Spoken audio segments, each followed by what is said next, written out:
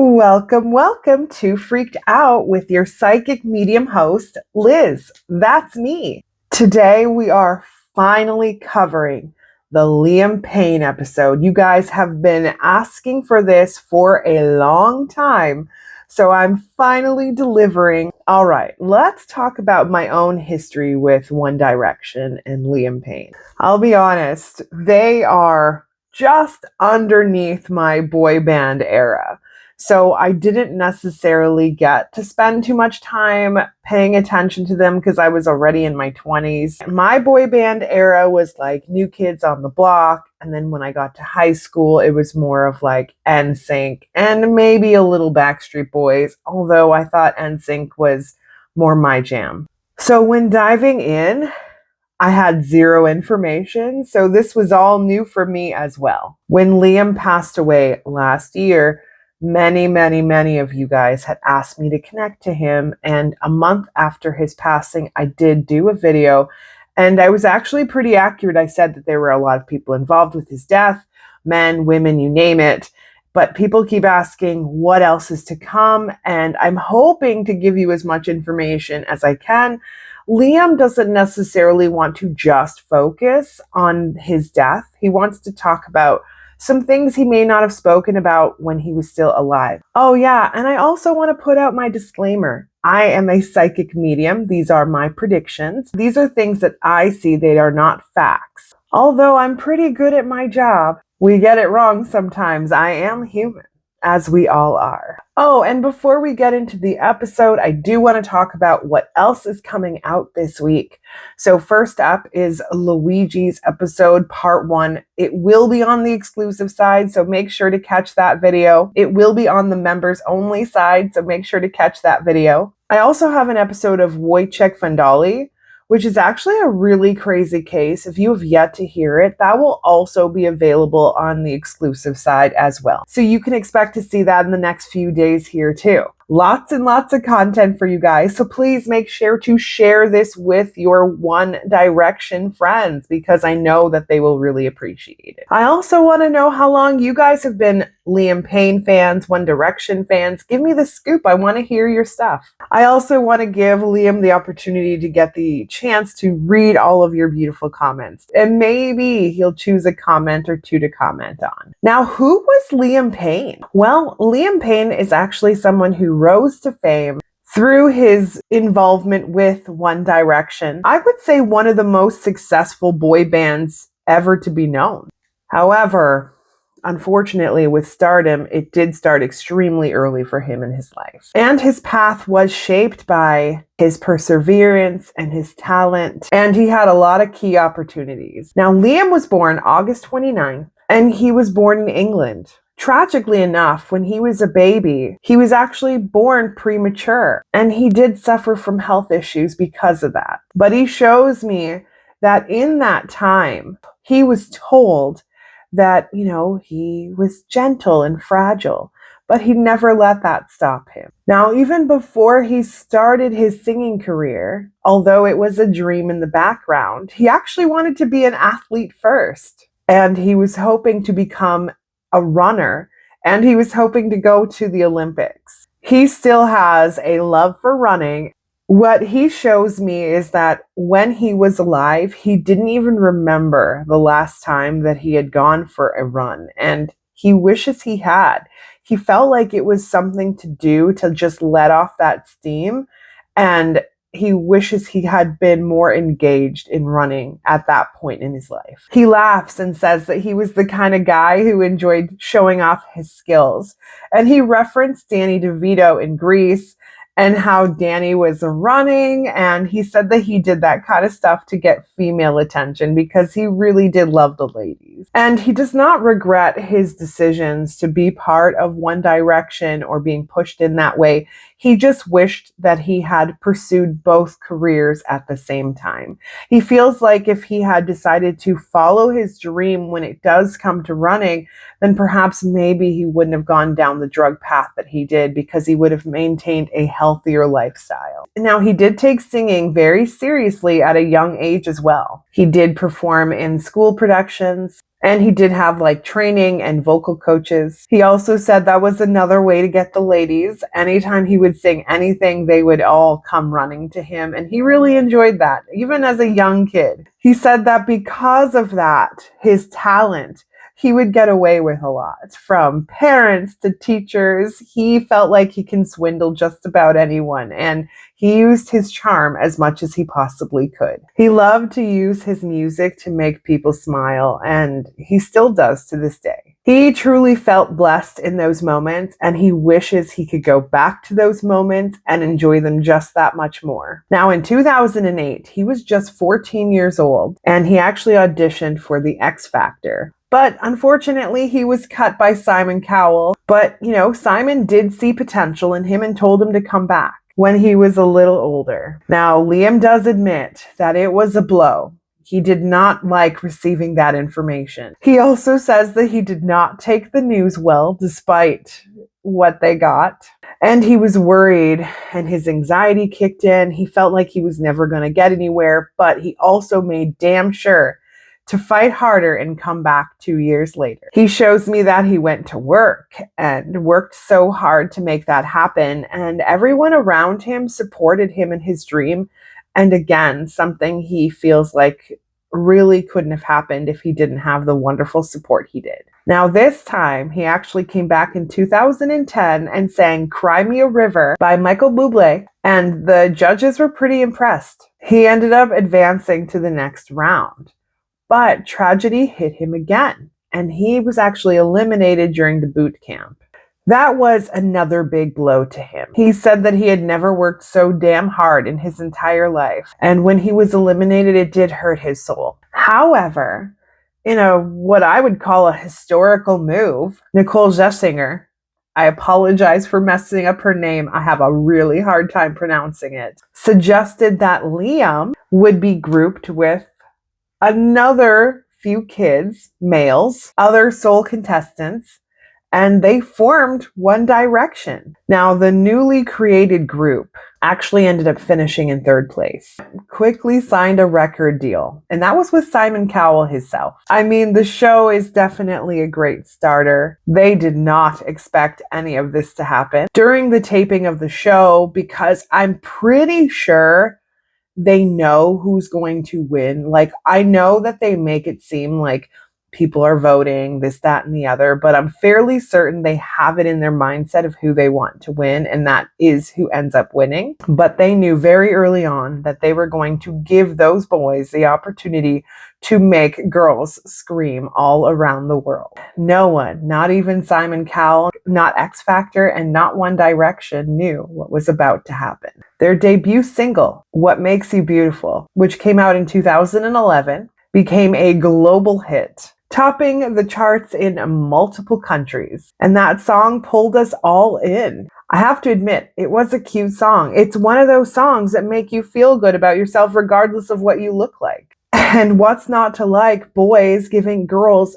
attention that don't necessarily get any. Now, Liam says that the money poured in heavily at this point. Their schedule changed, it became extremely hectic, and navigating through this impossible task was extremely hard for him. Now, they did have some challenges right away. I also want to mention that somebody in the background of his life and One Direction's life, and I'm not referencing Simon Cowell, I'm talking more of like a producer vibe, was introducing these boys to drugs to keep them awake.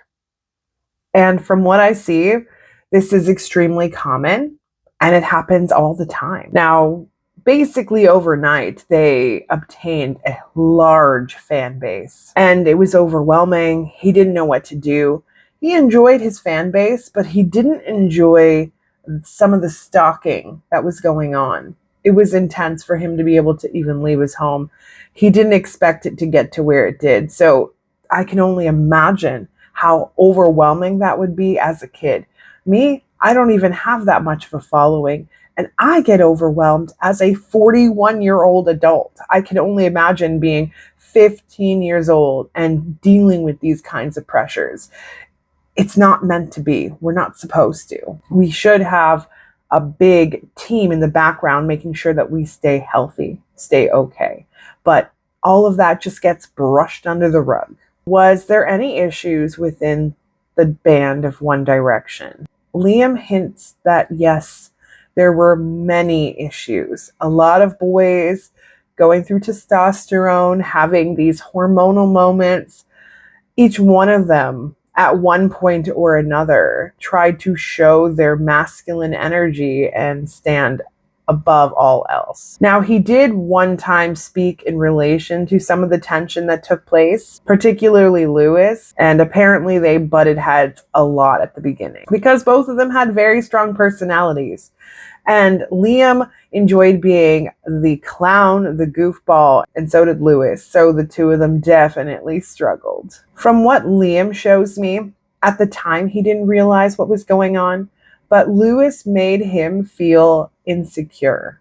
But he doesn't blame Lewis for that. It was just something that kind of happened in the background. And sometimes things got physical. And perhaps maybe not intentionally physical, like they would be roughhousing with each other, and then one may have physically hit the other one a little harder than anticipated, but they both just threw that energy away and found a way to coexist, at least for a little while. He also indicated in 2022 in an interview that he did have an altercation with somebody and it did get physical. He didn't specify who though. But from what he shows me, ironically enough, it was Zayn. Liam also wants to point out that the drug side of things kicked in at 15, 16, 17.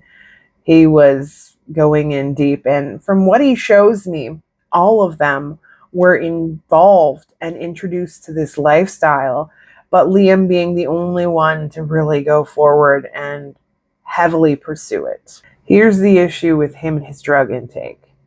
The drugs and the alcohol made his aggressive, angry version of himself come out a lot more.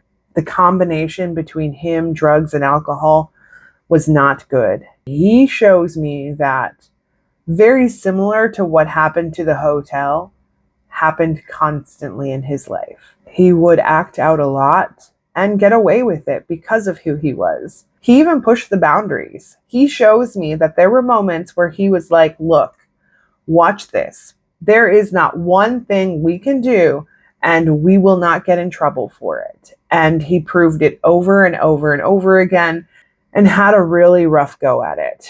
Now, a lot of the other guys in the group were constantly telling Liam like it wasn't worth it, not to get angry. Unfortunately, Liam did not listen or want to listen. He just felt like anyone trying to stop him from living his goals or his dreams, which was not doing drugs, was the enemy. So a lot of the times he would isolate himself from his band members, and he has a lot of regret about that today.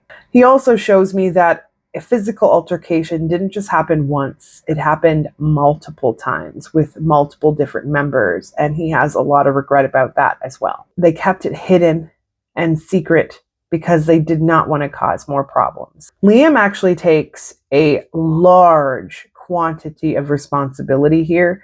He believes that the reason that the band split up and went their own solo ways when they went their own ways is because of him and his behavior. And he knows that deep down inside, and he's okay with it now because everyone's had some successful careers, but at the time he took that as a big blow. Now, despite the tension, Liam did express how grateful he was for his time on One Direction, and he has praised all of the band members on multiple occasions, but I don't know if their relationships were truly ever the same. And he shows me he never got to fix a lot of the awful things he did, and it's too late now. Now, the band did one more release, which was in 2016, basically letting everybody know that they were going their own way, their own direction, and that's exactly what happened. Now, we all know that Liam has actually talked about his struggles with drugs and alcohol, and he's mentioned it a few times here already. He often felt trapped taking drugs and alcohol. It was pushed down his throat, and it was extremely accessible to obtain. So he would just have to make one phone call, and not only would everything come for him, but it would come in an abundance. And he shows me that he had so many drugs.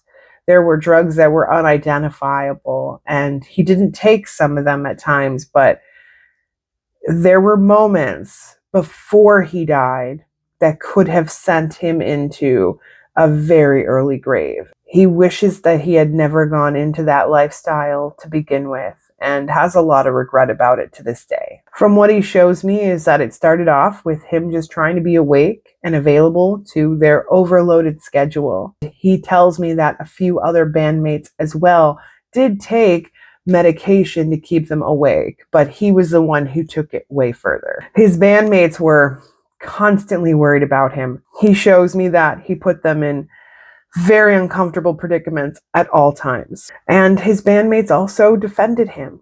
There was a moment where he could quite possibly be arrested. He was able to evade being arrested because of them standing up and being there for him. They've even paid off some cops, a lawyer, drivers, venues, you name it. There were a lot of moments where these boys, and again, not all of them, Liam admits that it was mostly him and his other friends that would trash a lot of these places, and he feels exceptionally terrible about it all. And he knows that everyone was over his bullshit. He felt it from every one of them, even though they didn't necessarily say it all the time. He knew it, and he knew that he ultimately felt like he was the reason for this break. Now, once they split, his relationship did become distant. Although they kept ties with each other, it was nicety-niceties. There wasn't any sort of deep-rooted connection until a little later, but he shows me that he also didn't necessarily fix his issues with each of his bandmates. At times, he would try to brush things under the rug and not deal with his issues at all. Liam also felt extremely resentful to himself. He felt like he brought a lot of the trauma to his bandmates, and he has a lot of sympathy for them as well. Oh, I do want to mention that there were a few things that he was very proud of. He loved working for fashion companies. He had a connection to Hugo Boss. He enjoyed collaborating with brands, and he enjoyed being on the social media side of things, at least for a while. He's showing me that that was probably the easier part of his life, but he was still heavily addicted. Now, this was all right before he got with Cheryl Cole, from what he shows me. Now, let's talk about Cheryl, shall we? Cheryl came in when he was in a full-blown manic in his life. And although she had always been extremely attracted to him, which kind of gives me the icks because he was 14 when they met, the two of them got together and actually ended up having a son. I'm not too big of a fan of Cheryl Cole. I mean, I don't think she's a bad person or a pedophile or anything like that. This situation seemed a little bit creepy, but I mean, for me, they got together at the appropriate age. I think for more so the reason is not about the age, but it is the fact that she was kind of like a teacher vibe, and she was there when he was a kid, and then the relationship came later. It just seems a little icky. Now, Cheryl Cole is actually a singer, a dancer, a TV personality. She was a judge on X Factor, and she signed when she was 24, and she was their 2008 audition. They officially did not start dating until 2016 when the band ended. Now, although they did come out in 2016, I think that there was like a flirtatious undertone for probably about 4 or 5 years before they actually got to that point. I also get the icks from her saying things like, well, if you were older, just kind of giving that grooming vibe. Again, I don't feel like she's a pedophile, but I just feel like she could have kept that under wraps until he was at least old enough to make those decisions on his own. When it comes to Cheryl, he was extremely hesitant to say anything bad about her, and I get that because she is the mother of his son Bear. He also mentions that she is an exceptionally wonderful mother and has done a very good job of raising his kid. And from what he shows me, he was not the father that he wished he had been. And he also shows me that he let his son down a lot. And Cheryl has been that consistent so he has nothing bad to say about her at all. Even though their relationship was rather toxic, he was not ready for the kind of relationship that he was in with her. She was looking for settling down, being happy. He was still in his party stages. So you can only imagine why that didn't work out. He also expresses that she was a very good listener and she tried her hardest to help him with his addiction. Although she may have potentially been somebody of a contributor at the beginning, she was trying to help him out. He just feels like he had no business being in an adult relationship with her, but he doesn't have any regrets because now his son is here and his lineage can carry on. This is the part that really hurts him a lot, is the fact that he did not put his son first. He chose just about everything over his son, including extravagant trips away, to get away, to run away. He shows me he wishes he had put more energy into his son. And that was something that he struggled with right after he passed away. That was the biggest piece for him. That's the part that he wanted to heal from the most. Yes, of course, his death was traumatic, but ultimately his son was where his energy was and still is. And he feels like he's finally being the father that he should have been, even though his son can't see it. It's kind of tragic and heartbreaking. Now, let's move on to the next love life piece. Now, who is Maya Henry? And I may be saying her name incorrectly, and I apologize. She is a model slash actress slash daughter of a very, very wealthy lawyer, Thomas J. Henry. Now, she first got her media attention in 2016 when her family threw her a $5 million party at Quinceañera for her 15th birthday. I mean, I will never understand why somebody would spend that amount of money on anything, but c'est la vie, I guess. Now, when did Maya and Liam meet? They were actually spotted in 2018, and it was very shortly after his breakup with Cheryl. However, they kept things extremely low-key. The biggest thing that Liam shows me he struggled with is when he was having an emotional crisis with a woman, he would often contact another woman to basically put his baggage on, and he feels bad for that. He feels like he led her on. He felt like he told her things. He trauma bonded with her. And ultimately, one of the relationships he regrets the absolute most. And yes, he was seeing Cheryl and her and overlapping, and he is not proud of that by any means. But with Maya, she is the epitome of a spoiled brat energy. From what he shows me, he wasn't used to that. She got whatever she wanted, whenever she wanted. And yes, he had a lot of fame, but he also came from a regular household. And these people were constantly throwing money away as if it was water. She spent money like it was water. And she always got her way, including meeting him.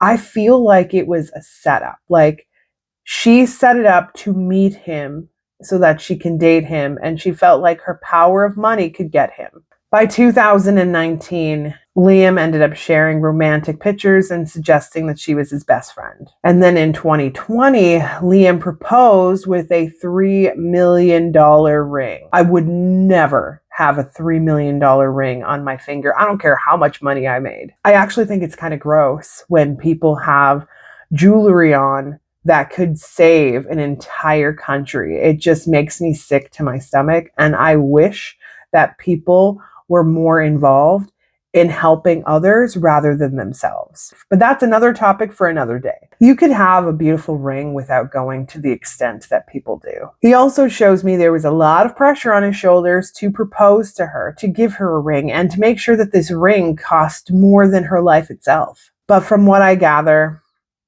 she thought it would make their relationship better. It did not. They were still very toxic. He was still dabbling on the drug side of things, and he checked out a lot. He also shows me he cheated on her quite a few times, which in turn really did mess with her emotionally and mentally, and he does feel bad for that.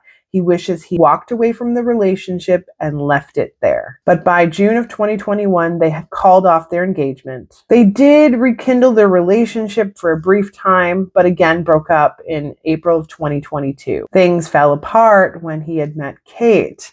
Again, emotionally bonding with another woman before breaking up. Not a good thing. He shows me he knows he had made a mistake there.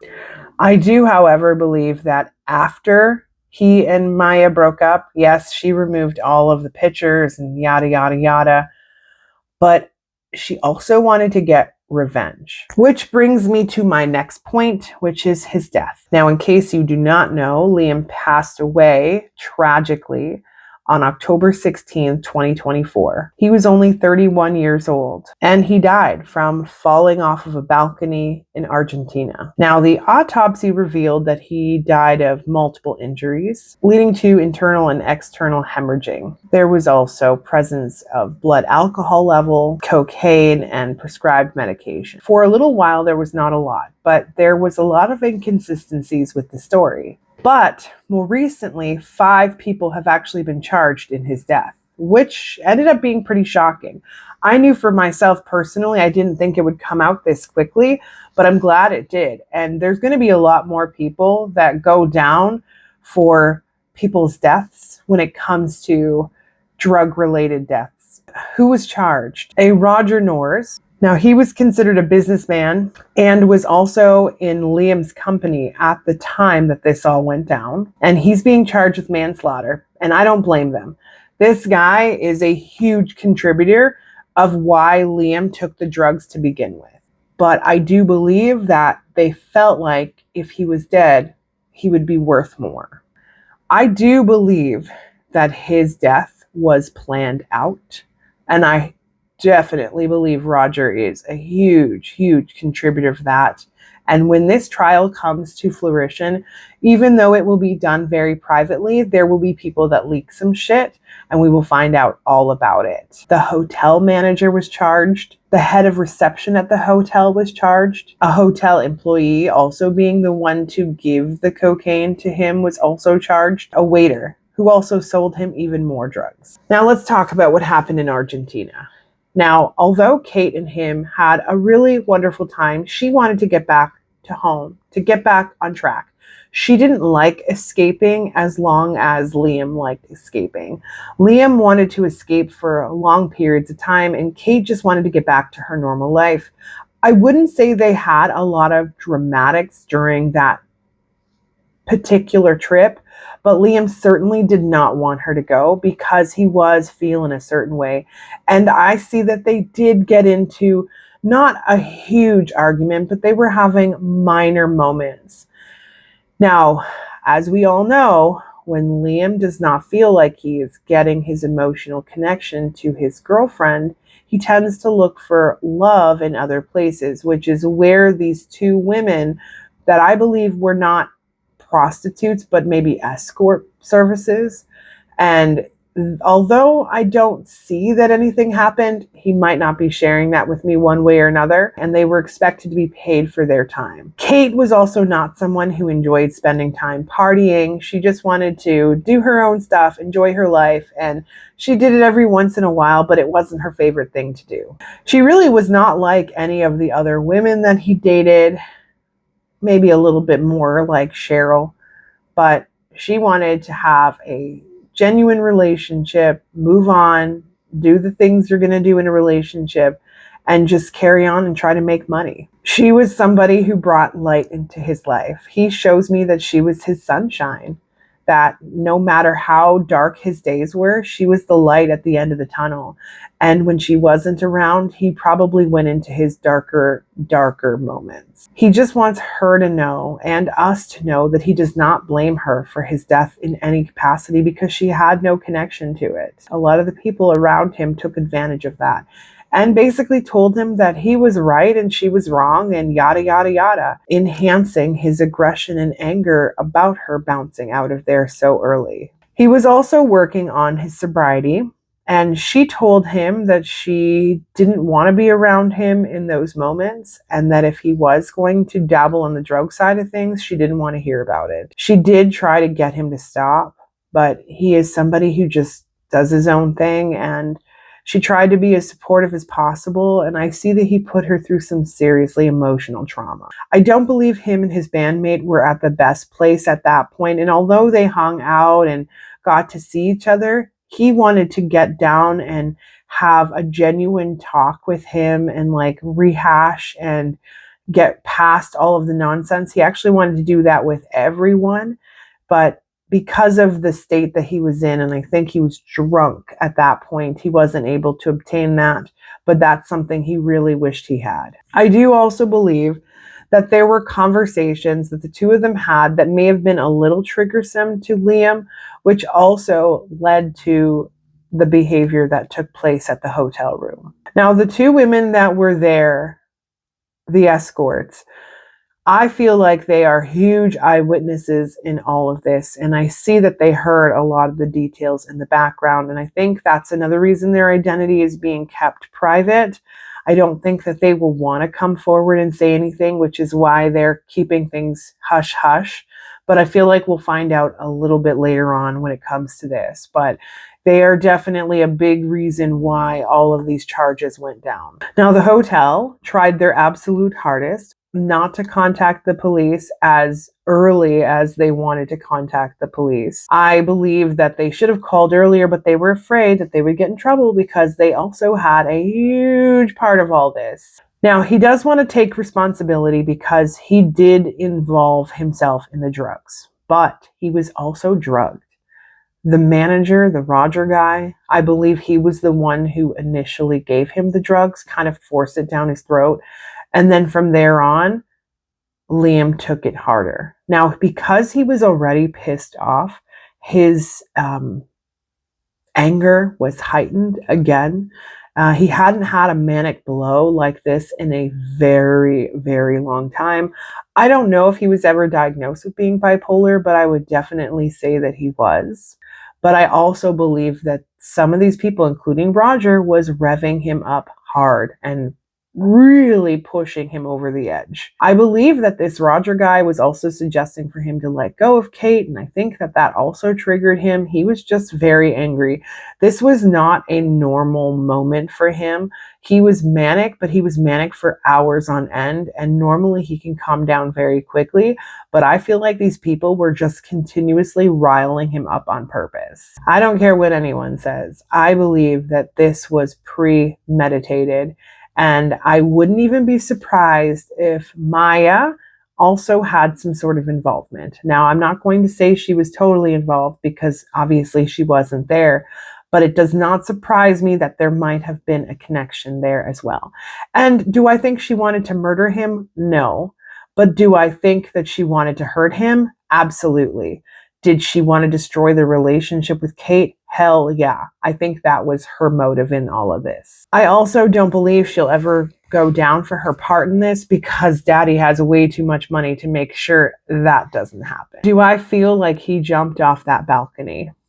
No, I don't. I feel like he was pushed off the balcony. I feel like he was getting aggressive and angry, and I see that somebody pushed him. Could it have been Roger? Yes, I think it was. Could it have been somebody else? There were a few other people there as well, but I feel like he was pushed, not jump. He did threaten to take his own life, but I don't believe that that was the first time he did that. And I think he did that more or less for attention rather than anything else. But I really believe that he was just standing too close, and that's when he was pushed over. I also think that there's going to be footage. Now, we're not going to see him falling or anything like that, but an audio footage may come up at the trial, and it will be heartbreaking, and it may end up getting released at some point too. Now, could there be an association with the Illuminati?